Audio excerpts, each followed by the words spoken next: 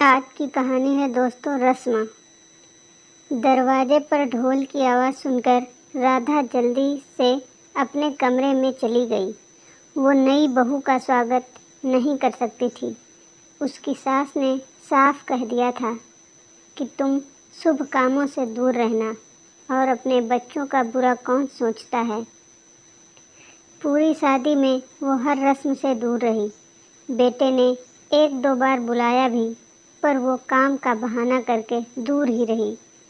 राधा कमरे में अपने पति की फ़ोटो देख आंखों में आंसू भरकर बोली, कितने अरमान थे कि अपनी बहू का स्वागत ज़ोर शोर से करूँगी, लेकिन शायद किस्मत को मंजूर नहीं था। राधा को अपनी शादी का समय याद आ गया। जब वो दुल्हन बनकर आई थी, तब उसकी सास ने ज़ोरदार स्वागत किया था। चांदी की थाली में पैर रखवा कर घर के अंदर बुलाया था। दुनिया भर के नेक बांटे थे। राधा को सास ससुर का बहुत प्यार मिला था। मनोज सास ससुर के इकलौते बेटे थे। दो ननद थी जिनकी शादी होनी थी। मनोज और राधा ने मिलकर दोनों ननद की शादी खूब धूमधाम से की। शादी की सारी जिम्मेदारी राधा ने ही उठाई थी। सब बहुत अच्छे से चल रहा था।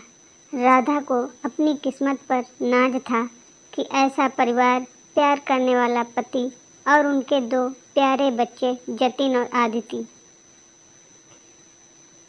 जब बच्चे कॉलेज में, तब अचानक राधा की खुशियों को नज़र लग गई।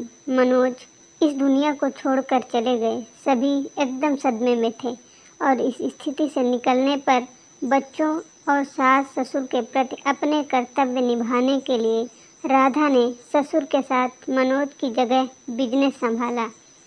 जल्दी ही वो सब सीख गई, पर मनोज के जाने के बाद सास का व्यवहार एकदम बदल गया। वो राधा को ही जिम्मेदार मानती और अक्सर ताने देती।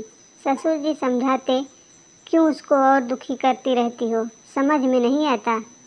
जतिन और अदिति बड़े थे तो उन्हें भी गुस्सा आता कि माँ को ताने सुनने पड़ते हैं।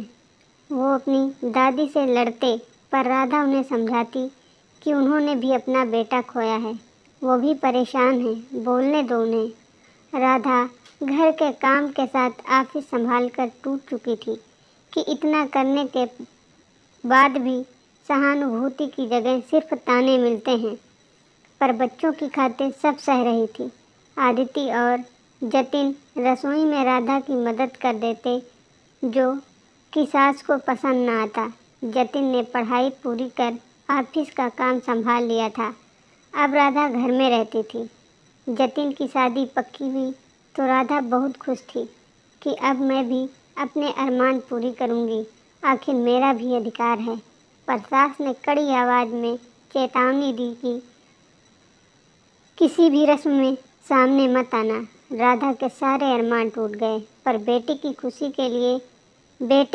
के लिए उसे ये भी मंजूर था। उसको रोना आ रहा था और फोटो को सीने से लगाकर रोए जा रही थी। नीचे ढोल की आवाज़ बंद हुई और बेटे की आवाज़ सुनाई दी कि जब तक माँ नहीं आएगी तब तक हम नहीं आएंगे। दादी बोली, तू पागल हो गया है क्या? ऐसे मौके पर विधवा सामने नहीं आती। जतिन बोला, दादी कैसी बात कर रही हैं आप? एक माँ अपने बच्चे का बुरा कभी नहीं करती और ना ही ये सब होता है। सब किस्मत का खेल है, इसमें किसी का दोष नहीं दे सकते। और जब माँ अपने कर्तव्य निभा सकती है तो रस्म क्यों नहीं? ये उनका अधिकार है जो कोई नहीं छीन सकता।